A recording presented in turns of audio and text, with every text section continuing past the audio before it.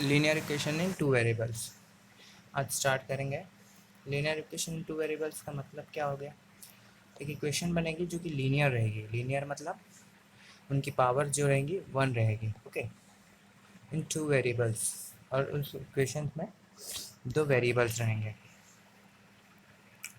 मतलब आज जो चैप्टर है linear equation in two variable, उसका हम इंट्रोडक्शन ले चुके हैं कि एक इक्वेशन बनेगी जिसमें 2 वेरिएबल्स रहेंगे और उनकी पावर 1 रहेगी। यहाँ पर जो दिया हुआ है फर्स्ट पेज पे, ये एक्सप्लेन किया है कि linear equation in 1 variables, okay. और यहाँ पर कुछ एग्जांपल है, उसका भी वही है। Salma said to Rima, my number is 2 more than your number and sum of our number is 14. Can you find our number? ठीक है, कर लेते फाइंड।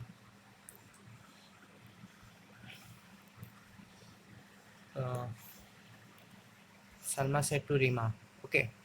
तो सलमा का नंबर x है और रीमा को बोलती है कि your number is 2 more than my number, okay, and s plus r equals to 14। ठीक है, तो इससे हमको निकालना क्या है? x निकालना है यहाँ पर हमको x। ठीक है, x निकाल लेते हैं। कैसे निकलेगा x? सलमा प्लस रीमा करेंगे तो क्या हो जाएगा? x प्लस 2x, है ना, इक्वल्स टू 14। तो x plus 2x, sorry 2 plus x है ना ये, तो 2x प्लस 2 हो जाएगा इज इक्वल्स टू 14 हो जाएगा। और x इज इक्वल्स टू क्या हो जाएगा? 7 हो जाएगा। 7 माइनस 1 और x इज इक्वल्स टू 6 हो जाएगा। तो यहाँ पर क्या निकला? सलमा का नंबर x है और रीमा का नंबर सलमा का नंबर 6 था और रीमा का नंबर 2 प्लस मतलब 8। तो सलमा का 6 आया और रीमा का 8 आया। ठीक है, देखो सलमा का 6 आया और रीमा का 2 मोर था तो 8 आ गया। वैसे यहाँ पर भी वही है। इसमें हमको मालूम एक चीज़ है कि ट्राइंगल में उसका इंटीरियर एंगल का सम जो है 180 डिग्री होता है, ओके। उसके बेसिस पे यहाँ पर निकाल दिया गया। इसका भी एक एग्जांपल है, इसको देख लेना। और ये जो 3 ट्रायरीज है इसको सॉल्व कर लेना। ये एग्जांपल को मैं समझा देता हूँ कि what is the value of each of the internal angles of the triangle given below. मतलब हमको ये डायग्राम गिवन है तो x की वैल्यू फाइंड करना है। सिंपल है, x plus 40 plus x plus 20 is equals to 180 degree हो गया। 40 प्लस 20 60 हो गया।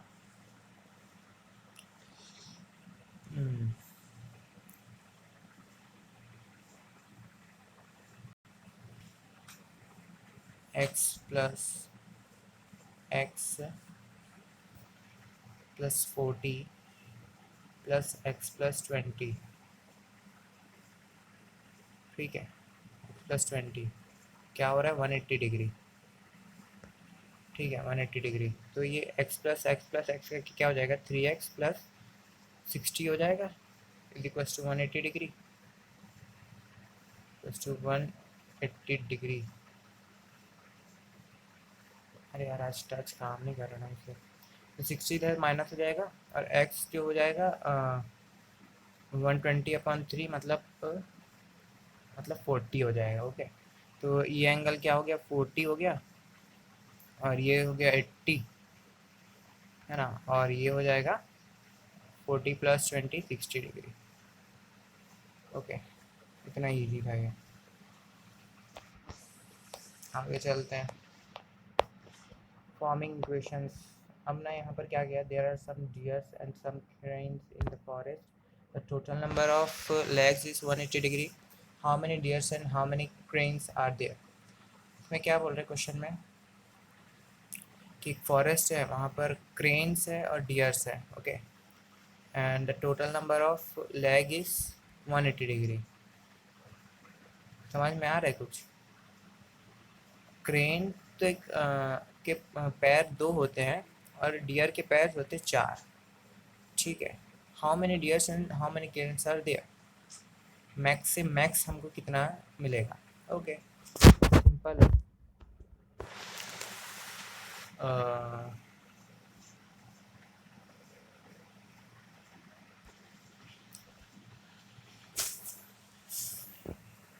बोल रहा है कि let's say X number of deers है, okay, and Y number of cranes है। मतलब डियर जो है वो एक्स है और क्रेन्स जो है वो वाई है, ओके। डियर के कितने पैर होते हैं? डियर के कितने पैर होते हैं? 4 पैर होते हैं, ओके। और क्रेन के होते हैं 2।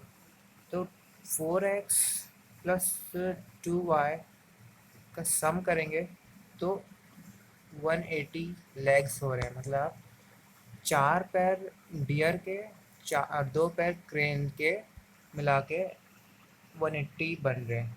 यही है ना क्वेश्चन पे? ओके, 180 बन रहे हैं। इसके बाद में इधर से अपन 2 कॉमन ले लेंगे, इधर से डिवाइड कर देंगे, 90 हो जाएगा। तो 2x plus y equals to 180, है ना। अच्छा, अपन को बस यही फॉर्म करना था, यहाँ पर इक्वेशन ही फॉर्म करना था, जो कि हमने कर दिया, ओके। आगे चलते हैं। The cost of 1 copy and 2 pencils is ₹45। Okay, the cost of 1 copy,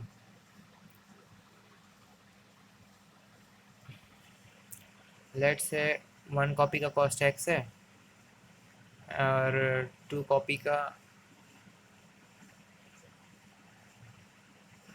y है। मतलब 1 कॉपी का y है तो 2 कॉपी का क्या हो गया? 2y, okay. और इसका कॉस्ट है कि 45। ये देखो, यही होगी इक्वेशन आगे चल के। x plus 2y equals to 45। समझ में आ रहा है कि जितना भी बोल रहा है ना, अपन को सपोज करते हुए उसको लेना है, okay. Let the cost of the 1 copy be x and let the cost of 1 pencil be y, okay. फिर बोल रहा है कि अपन को मालूम नहीं है कि कितना, किस चीज़ का क्या प्राइस होगा, ओके। तो अपन उसको वेरिएबल्स में ले लेंगे, क्योंकि ये वेरिएबल्स क्या होती है, जिसकी वैल्यू वेरी करते रहती है, ओके। तो वेरिएबल्स ले लिए। अब बोल रहे हैं कि इतने नंबर के, मतलब इतने अमाउंट है कॉपी का, इतना अमाउंट है इसका, है ना। तो उस हिसाब से अपन उसको मल्टीप्लाई कर देते हैं।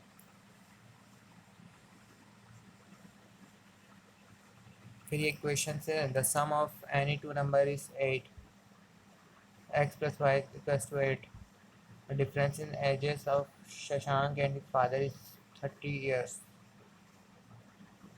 ये भी इजी क्वेश्चन है, इसको ट्राई करना, सब ट्राई दिस है, ट्राई कर लेना। A bag has ₹1 and ₹5 coins. The total number of coin is 100. So x plus 5y is equals to 100. The cost of 3 pens and 4 copies is 105. The cost of 3 pens and 4 copies,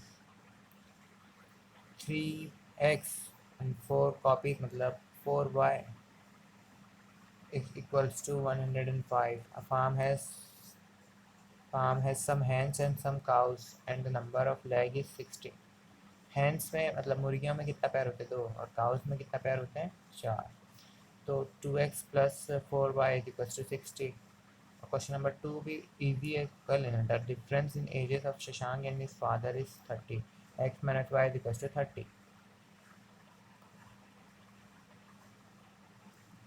अब मैं जितना easily बता दिया ना, उतना easy करना नहीं है, पहले लेट सपोज करना है ना।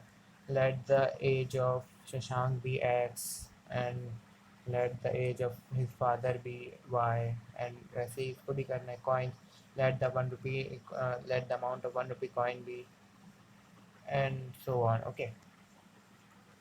साइमल्टेनियस इक्वेशन, ये सबका सॉल्यूशन जो है ना, ये ट्रायदिस का सॉल्यूशन निकाल के सेंड कर देना, सब पीडीएफ पे करेंगे, पीडीएफ फॉर्म पे। Okay, simultaneous equation. सीधा एग्जाम्पल नहीं किया मैंने इसका, चलो ठीक है। If Saurabh got rupees X and Santosh got rupees Y, then the equation will be as follow: x plus y is equals to 8. On the basis of this equation, we can say that if Saurabh got rupees 1, then Santosh got rupees 7. Okay, okay. Easy है, question भी easy है। Okay,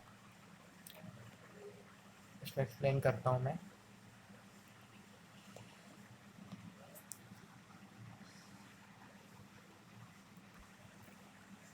इस पे ऐसे question आएंगे ना, तो इसका सॉल्यूशन कैसे निकालना है वो मैं बता रहा हूँ। क्या, एक लाइन खींच देना है, बॉक्स बना लेना है सबसे पहले, ठीक है, एक्स और वाई, ठीक है ऐसा। तो वहाँ पर क्या था, x plus y equals to 8 था। क्वेश्चन उसमें क्या दिया है कि सौरभ और शशांक के पापा उसको, डैडी जो है उनके, 8 रुपये देते हैं, और ये नहीं बताया कि किसको कितना देते हैं, ठीक है। तो लेट से शशांक को दिया एक्स रुपीज़ एंड सौरभ को दिए वाई रुपीज़। ओके, तो शशांक और सौरभ का अगर ऐड करेंगे तो 8 रुपीज़ ही डिस्ट्रीब्यूट किया ना वो, तो x plus y equals to 8। Let say x is equals to 1, तो वाई इज इक्वल्स टू क्या हो जाएगा 7, x is equals to 2, y is equals to 6, x is equals to 3, y is equals to 5, और ऐसे बढ़ते जाएगा, ठीक है। कहाँ तक जाएगा, late say x is equals to 8, तो वाई इज इक्वल्स टू 0। अगर डिस्ट्रीब्यूट किया तो ये वाली इक्वेशन, मतलब ये वाली कंडीशन ही नहीं होगी, क्योंकि उन्होंने डिस्ट्रीब्यूट करा है हम लोग को। ओके, तो 8 वाली कंडीशन नहीं होगी, 7 तक की यहाँ पर भी जाएगी, तो वो यहाँ पर 1 हो जाएगा, समझ रहे हो ना। एक्स इज इक्वल्स टू यहाँ 7 डलेगा, तो ये 7 माइनस 8, मतलब 8 माइनस 7 हो जाएगा, तो वाई इक्वल्स टू क्या हो जाएगा 1। समझ में आया, ऐसे ही होगा। देखो 8 तक के यहाँ नहीं जाएगा, क्योंकि इन्होंने डिस्ट्रीब्यूट किया है। ओके, क्वेश्चन फॉर्मिंग क्वेश्चंस में ना, अपन यहाँ पर था ना जो टॉपिक, फॉर्मिंग इक्वेशंस, तो इस चीज़ का ध्यान रखना है कि वर्डिंग्स कौन कौन सी यूज़ किया। अगर उन्होंने डिस्ट्रीब्यूट किया है तो दोनों में बटेगा। ओके, सिर्फ दे दिए रहते कि बांट लो, तो हो सकता था कि वो ज़्यादा रख लेता या कम रख लेता था, जो भी। ओके, इक्वली डिस्ट्रीब्यूट बोलते तो x plus y is equal to 8 and x is equal to y ही हो जाता ना इक्वल डिस्ट्रीब्यूशन में। और आगे चलते हैं, think and discuss. You are given a parallelogram where is the pair of adjacent angle. The value of one angle is 4 by 5 times that the other of the other. Find the angle. देखो ये question भी बहुत easy है। एक parallelogram दिया गया है, इसको कर लेना, एक बार खुद से ट्राई करना है। ओके, खुद से ट्राई करना, और जो भी डाउट आएगा ना उसको एक बता देना, मैं बताऊंगा उसके बारे में। Solution of equation. How can we find the solution of the equation describing different condition? We need to solve the equation, and there are many methods to do so. Let us learn about some of them. Graphical method होते हैं, और क्या क्या है। अच्छा, फिर अभी graphical method में ही ध्यान दिया, तो अपन ग्राफिकल मेथड ही देखते हैं। ओके, कहाँ है साइमल्टेनियस इक्वेशन। साइमल्टेनियस का मतलब क्या होता है? साइमल्टेनियस का मतलब होता है कि एक के बाद में तुरंत दूसरा, एकदम मतलब एक के बाद में एक, एक के बाद में एक, ऐसा तुरंत तुरंत। तो solution of equation, graphical method. Graphical method क्या होता है, जैसे ये इक्वेशन है, ठीक है, एक्स एक्स वाई,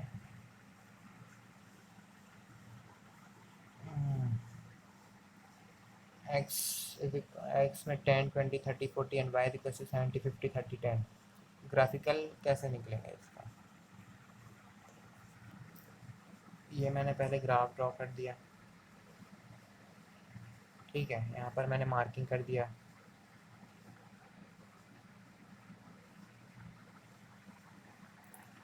ठीक है। ये 10, 20 और 30 हो गया, ये 40 हो गया, ये 10, 20, 30 हो गया, ये है ना, और ये 40 हो गया। तो ये क्या हो रहा है, तो ऐसा हो गया, ठीक है। 30 और ये 40 ऐसा हो गया। मैं बोला कि x इक्वल्स टू 10 और y equals to 20। X equals to 10, y equals to 20। फिर बोला एक्स इक्वल्स टू, फिर बोला एक्स, यहाँ पर ले लिया मैंने, लेट से 30 ले लिया, और यहाँ पर ले लिया मैं 40 ले लिया। एक्स की वैल्यू 30 और वाई की वैल्यू 40 यहाँ पर। तो ये ऐसा कुछ बनेगा, ऐसा, ठीक है। फिर मैंने बोलिए वाई, एक्स की वैल्यू 0 और वाई की वैल्यू भी 0, तो ऐसा बनेगा। तो ऐसा ऐसा बनेगा, ओके, समझ में आ रहा है। स्ट्रेट लाइन नहीं बनेगी यहाँ पर।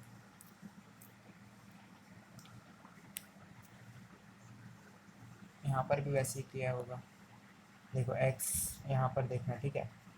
एक्स एक्स 10, वाई 50, तो एक्स 10 ले लिया और यहाँ पर देखो वाई 50 कर दिया।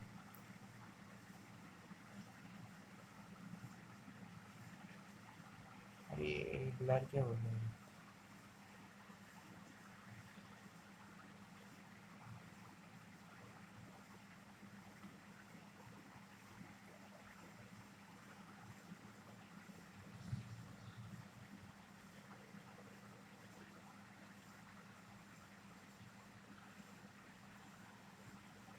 ये देख लो, एक्स 10, वाई 50, ठीक है। फिर उसके बाद में बोला कि एक्स 20 और वाई 40, तो एक्स 20 हो गया और वाई 40 हो गया, ओके। तो ये वाला पॉइंट हो गया। फिर ऐसे ही फर्दर पॉइंट्स लेता गया, 30 हो गया, 40 20 हो गया, है ना।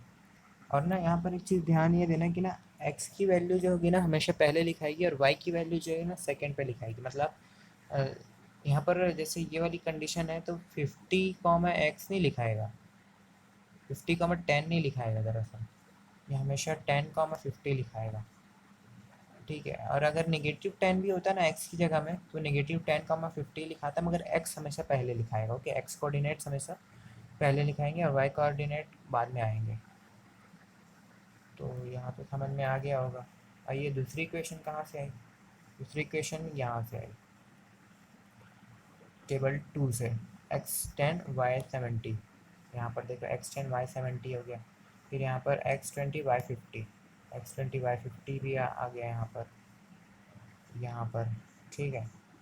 और फिर यहाँ 30, 30 वहाँ पर भी होगा, 30, 30 वहाँ पर भी है, और 40, 10 वहाँ पर भी है। 30, 30 हो गया यहाँ पर, और यहाँ पर 40, 10 भी हो गया, ओके।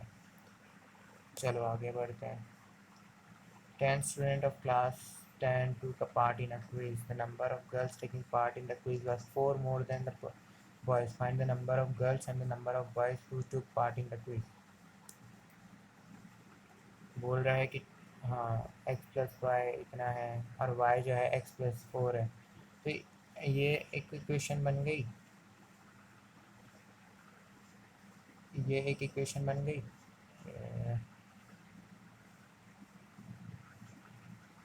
ये एक इक्वेशन बन गई, और ये एक इक्वेशन बन गई। समझ में आया ना। वहाँ पर क्या बोला कि लड़की और लड़के मिला के 10 हैं, और लड़कियां जो है लड़कों से 4 ज़्यादा हैं, ओके। तो लड़कियां जो है लड़कों से 4 ज़्यादा हो गई, और यहाँ पर दोनों मिला के 10 हो गए। तो अब 2 इक्वेशन बन गई है, दोनों इक्वेशन के हिसाब से सॉल्यूशन आपको फाइंड करना है। तो अपन साइमल्टेनियस सॉल्यूशंस जो था, जो हमने यहाँ पर पढ़ा है, साइमल्टेनियस इक्वेशन जो अभी हमने पढ़ा है ना, उसके बेसिस पे हम पहले टेबल ड्रॉ कर लेंगे, ओके। ये टेबल, अपना टेबल निकल गया। उसके बाद साइमल्टेनियस इक्वेशन के बाद में ग्राफिकल सॉल्यूशन हमने जो पढ़ा था, तो ग्राफिकल सॉल्यूशन अपन उसका फाइंड कर लेंगे। और जो जहाँ पर ये इंटरसेक्ट करा ना 3,7 में, तो जो 3,7 था ना, वो अपन को शो करेगा कि कितने लड़कियां थे और कितने लड़के थे। हो सकता है ना, ये तो पूरी कंडीशन है ना, ये कंडीशन हो गई, ये कंडीशन हो गई, ये कंडीशन है, ये कंडीशन, ये कंडीशन, ये कंडीशन, पूरी कंडीशन भरी हुई है ना, मगर एग्जैक्ट कितना था 3,7। ये 3,7 है ना जो, ये एग्जैक्ट, तो इसमें क्या लिया था, एक्स लड़के लिया था और वाई लड़कियां ली थी। ठीक है, suppose that the number of boys taking part in the quiz is X and Y are girls, तो 3 बॉयज एंड 7 गर्ल्स। इतना ईजी भाई।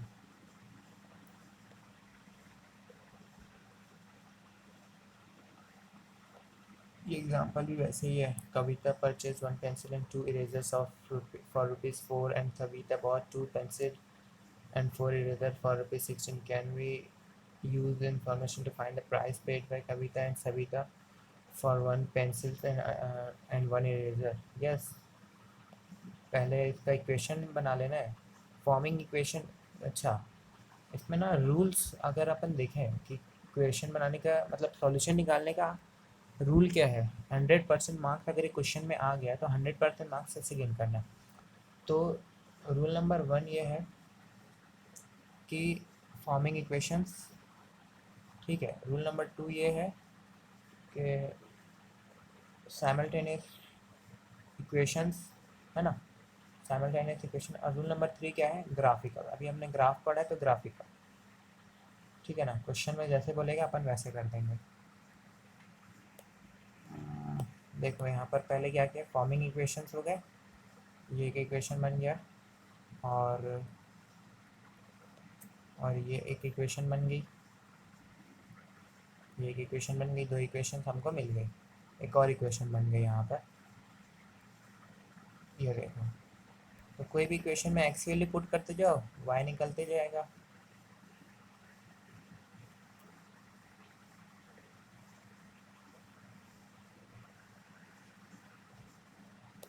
मतलब जो 3 इक्वेशन का हमारी निकली ना,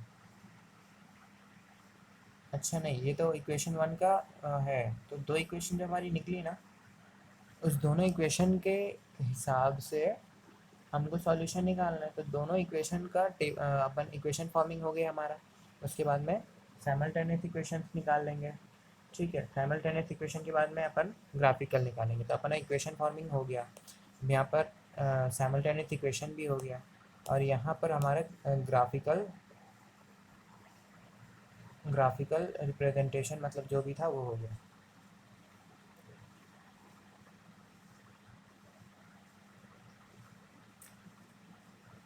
तो इससे हमको, अब देखो यहाँ पर मैंने क्या बोला था पिछले वाले क्वेश्चन में, जहाँ पर भी इंटरसेक्ट करेगा वो दोनों की इक्वेशन को सेटिस्फाई करेगा तो सही है, ठीक है ना। मतलब वो ही पॉइंट जो है हमारा आंसर होगा। मगर यहाँ पर तो कोई इंटरसेक्ट नहीं कर रहा, तो इससे हमको पता क्या चला, कविता और सविता जो इरेजर एंड पेंसिल ली थी वो कोई और शॉप से ली थी या फिर कोई और प्राइस पे ली थी। ओके, तो दोनों का कभी भी मैच नहीं करेगा।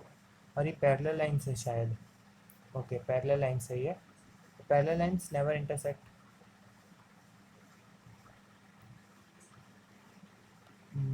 वैसे ये भी है। इक्वेशन फॉर्मिंग हो गया यहाँ पर इसका, इक्वेशन 1, इक्वेशन 2, फिर के बाद में साइमल्टेनियस इक्वेशन, उसके बाद में ग्राफिकल रिप्रेजेंटेशन, और फिर जहाँ पर इंटरसेक्ट करेगा वो उसका पॉइंट हो जाएगा। और यहाँ पर देखने के लिए ये मिला कि हर पॉइंट तो सेम ही आ रहा है।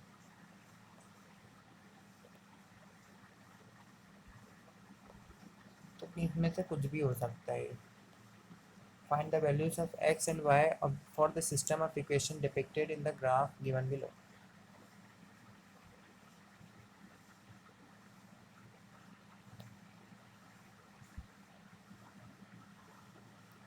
शायद इसी क्वेश्चन को ही और आगे सॉल्व करने बोल दिया।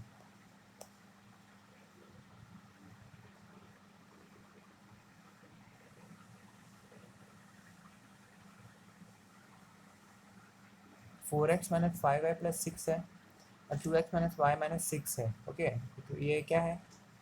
अच्छा, एक चीज़ और, ये जो लाइन है ना, इसकी इक्वेशन ये है, ठीक है। इस इक्वेशन में तुम कुछ भी वैल्यू पुट करो x की और y की, कुछ भी वैल्यू पुट करो, मतलब जो इस इक्वेशन को सेटिस्फाई करे। Let suppose x is equals to 1 डाल दिया, नहीं, x इज इक्वल्स टू 5 डाल दिया, y इज इक्वल्स टू 4 डाल दिया, तो क्या हो जाएगा? क्या हो जाएगा? 20 - 20, फिर इसके बाद में फर्दर इक्वेशन क्या आ जाएगी? x is equals to 0। तो ऐसा तो होता नहीं ना, सॉरी, 6 इज इक्वल्स टू 0 तो होता नहीं ना कभी, तो ये इक्वेशन सेटिस्फाई नहीं करेगी। मगर ऐसी कोई इक्वेशन जहाँ एक्स और मतलब जो पूरी वैल्यू है 0 = 0, L H S equals to R H S हो रही है ना अगर इस इक्वेशन पे, तो ये पूरी जहाँ तक के जाएगी ना वो सेटिस्फाई करेगी ये इक्वेशन। ओके, वैसे यहाँ पर भी यही है कि ये इक्वेशन है 2x minus y minus 6 equals to 0। तो let say x equals to 0 and y equals to -6, ठीक है। तो x इक्वल्स टू 0 हो जाएगा, तो ये 2x से पूरा 0 हो जाएगा, y इक्वल्स टू -6 हो जाएगा, तो minus minus plus 6 -6 equals to 0। ये इक्वेशन भी अगर आगे यहाँ पर -6 होता तो वहाँ पर भी जल जाती, ठीक है ना, वहाँ पर भी सेटिस्फाई कर जाती। तो इसका मतलब यही होता है। इसी कारण ये इक्वेशन ऐसा क्यों लिखा है, अगर कोई पूछे ना तो बता देना कि ये इक्वेशन जो है इस लाइन को रिप्रेजेंट कर रही है, ये लाइन इस इक्वेशन को रिप्रेजेंट कर रही है, जो भी क्या हो सेम है मतलब। Exercise 1. The cricket coach in a school purchased 3 bats, 3x and 6y is equals to 3900. He bought a bat and 2 balls from the shop. फिर उसके बाद में x plus 2y is equals to 1300. Equation forming हो गया। उसके बाद में simultaneous equation, उसके बाद में ग्राफिकल रिप्रेजेंटेशन। इतना ही ईजी है। अब आएगा algebraic method for solving equations, substitution method। Okay, substitution method में ना क्या करने के, हमको सब्सटीट्यूट करके एक उसको सिंगल वेरिएबल्स में निकालना है, समझो। मैं इसको समझाता हूँ कुछ अपने तरीके से।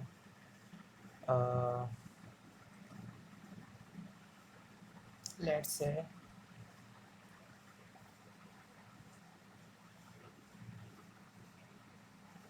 2x plus 3y is equals to 6, और 6 नहीं लेते,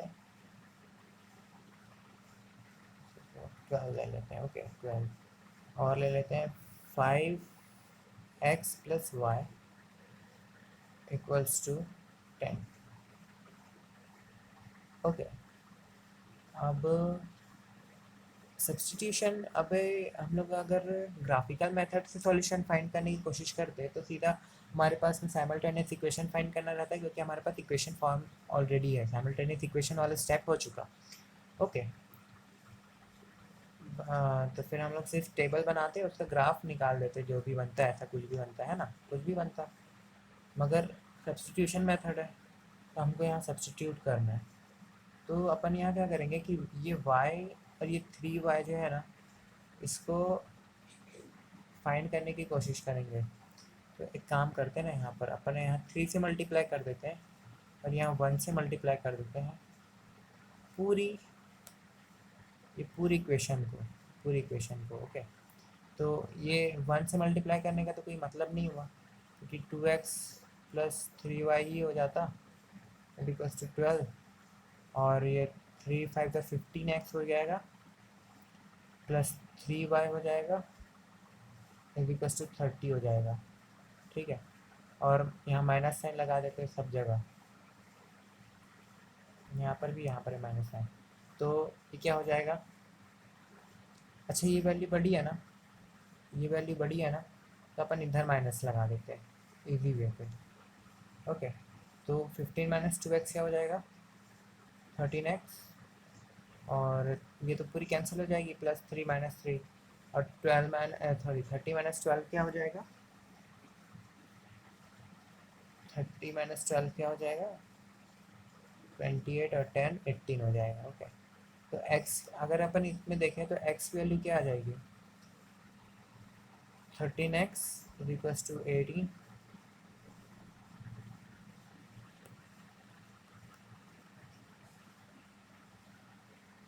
13x इज इक्वल्स टू 18 और x इज इक्वल्स टू 18/13।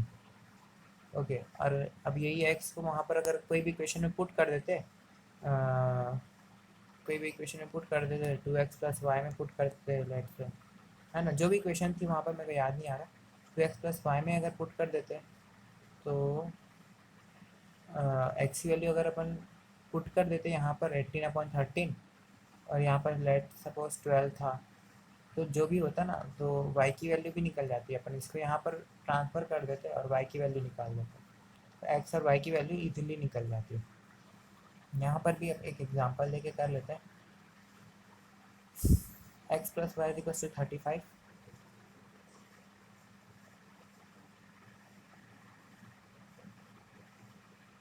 और क्या दिया है, y equals to 49 minus 2x।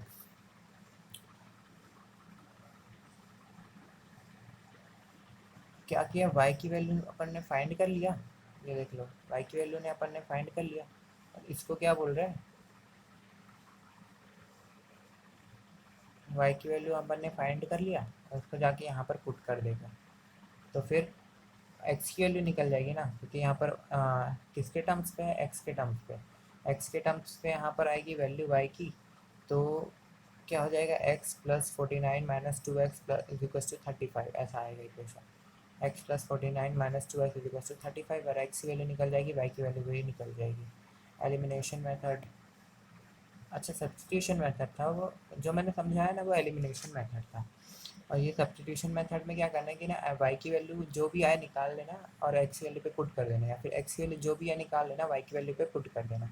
यहाँ पर भी वही किया ना कि y की वैल्यू जो भी था, एक इक्वेशन को सॉल्व करके y की वैल्यू जो भी था निकाल दिया और उसके बाद में x में जाके पुट कर दिया, और वैसे यहाँ पर भी क्या है कि y की वैल्यू जो भी था उसका निकाल के x की वैल्यू में पुट कर दिया, x के टर्म्स पे आएगी ना भाई वैल्यू, तो x plus y equals to 10 है लेट से, तो y इक्वल्स टू, फिर अपन ने कोई इक्वेशन से फाइंड कर लिया कि y इक्वल्स टू 2x, तो 2x प्लस ऐसा फाइंड करके रख देंगे, तो उससे x के टर्म्स पे आ जाएगी वैल्यू, तो उससे सॉल्यूशन अपन निकाल लेंगे इजीली, एलिमिनेशन मेथड में एलिमिनेट कर देंगे।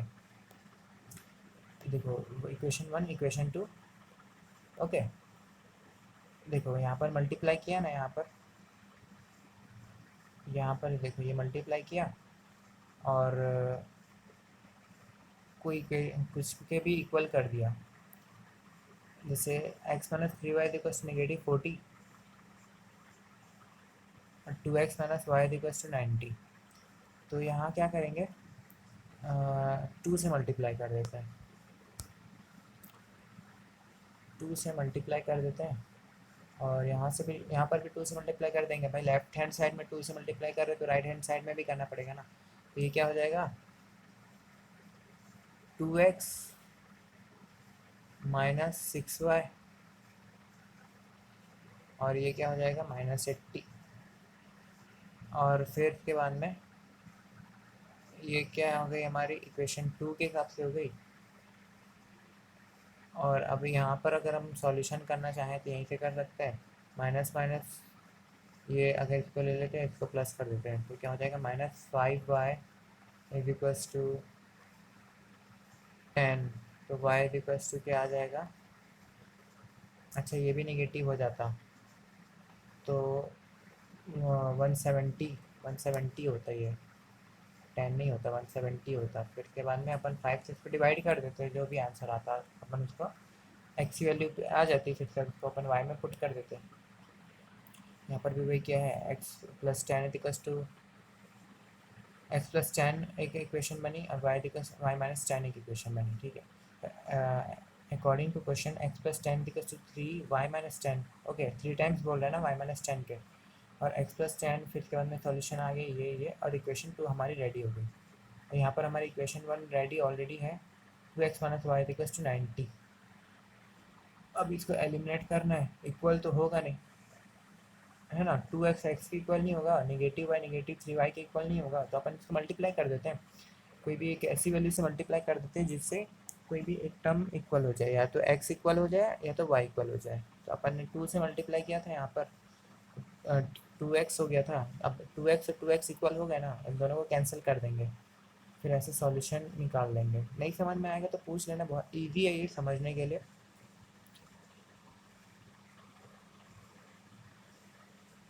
ये एग्जाम्पल्स हैं, एग्जाम्पल्स देख लेना, जिस एग्जाम्पल समझ में नहीं आएगा वो भी पूछ लेना, और आगे जो एक्सरसाइज आएगी उसको भी पूछ लेना।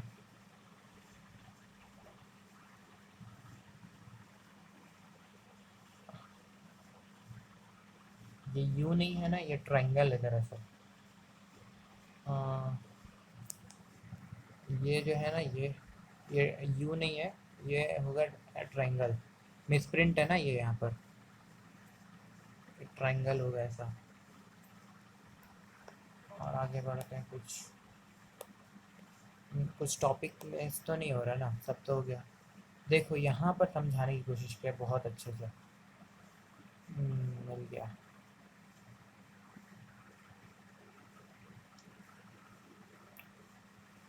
44u plus 30v is equals to 10 and 22 plus 15v is equals to 5।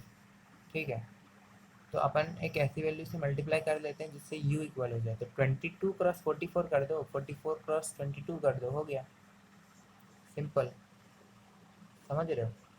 तो 22 को इससे मल्टीप्लाई कर देते हैं। नहीं समझ में आ रहा होगा तो पूछ लेना, बहुत इजी है ये समझने के लिए।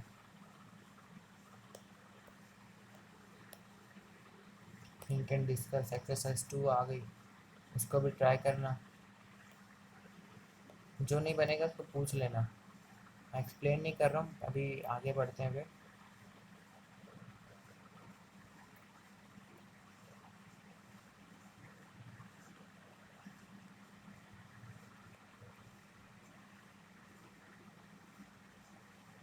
Determining the type of solutions looking at the system of equation।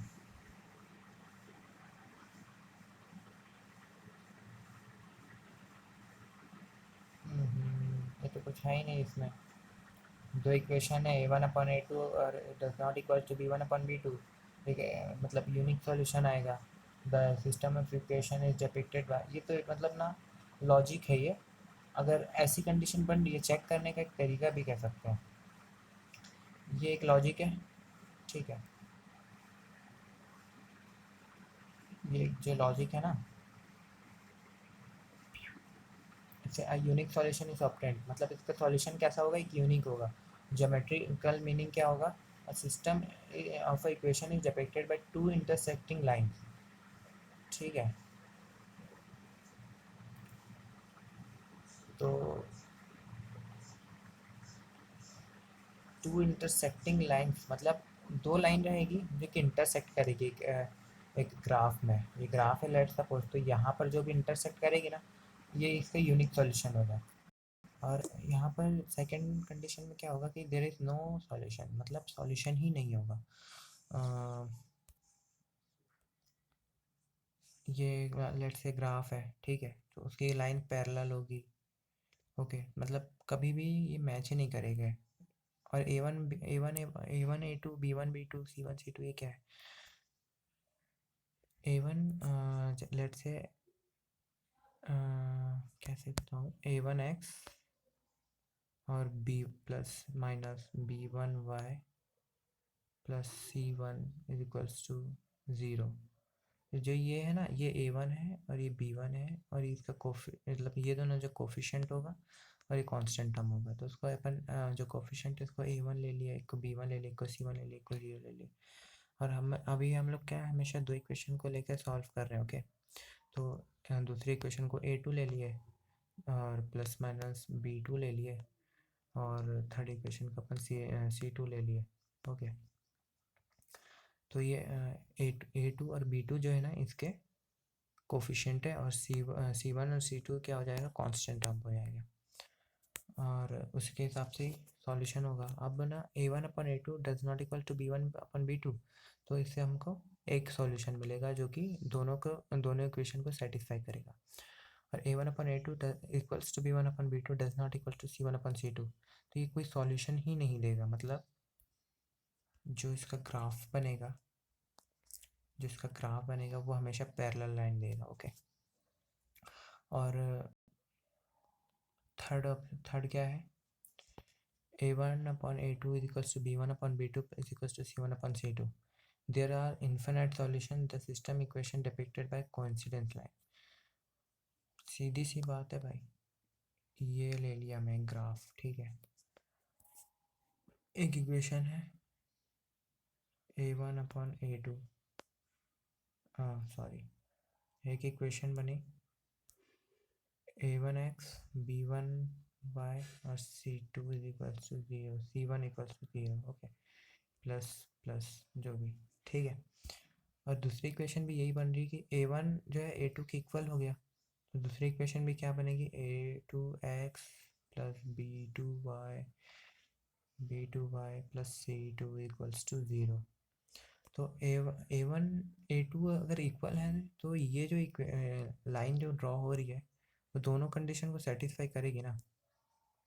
इस कारण इसके इन्फिनिट, ये भी सॉल्यूशन है, ये भी सॉल्यूशन है, ये भी सॉल्यूशन, ये भी हर कोई इसका सॉल्यूशन हो गया, तो इन्फिनाइट सॉल्यूशन से आपको दे देगा। तो ये अगर कंडीशन किसी को याद है ना कि A1/A2 does not equal to B1/B2, तो उसको सॉल्यूशन निकालने में ज़्यादा दिक्कत नहीं होगी। और A1/A2 is equal to B1/B2 does not equal to C1/C2, तो उसको मालूम होगी एक जो सॉल्यूशन है वो नहीं आने वाला, एक सॉल्यूशन जो है नहीं आने वाला, और इसकी कोई भी सॉल्यूशन है वो नहीं आएंगे। और जिसको मालूम है कि तीन मतलब दोनों इक्वेशन सेम हो रही है हमेशा, तो इसके जितने सॉल्यूशन आएंगे सब सॉल्यूशन उसके सही होंगे। आगे वही बस है कि उस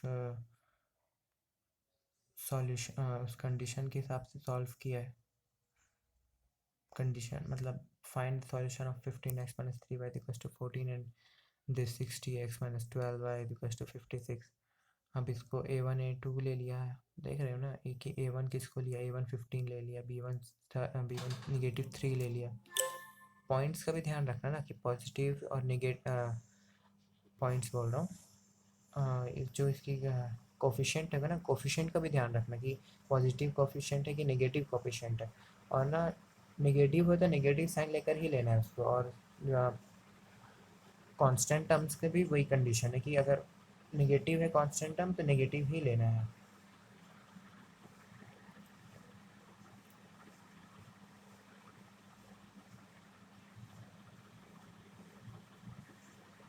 इसमें कुछ नहीं करना, 1/2 होगा पहले का, फिर यहाँ पर 1/2 होगा, इसको समझना हो कि 1/2 होगा। और B1/B2 करने बोला तो 2/-3 2/-3 होगा। और C1/C2 करने बोला, C1/C2 करने बोला तो -5/+4 हो जाएगा, तो 5/4 हो जाएगा। समझ रहे हो ना कि जो कंडीशन करने बोला है उसके हिसाब से करना है, जो बोला है इसके हिसाब से करना है, और उसको यहाँ पर लिखते जाना है। ठीक है, ये करके देना इसका, ये तुम्हारे लिए एक्टिविटी है। ओके, ये जो है ना ये बॉक्स तुम्हारे लिए एक्टिविटी है, इसको करके देना ज़रूर। Find the value of unknown coefficient.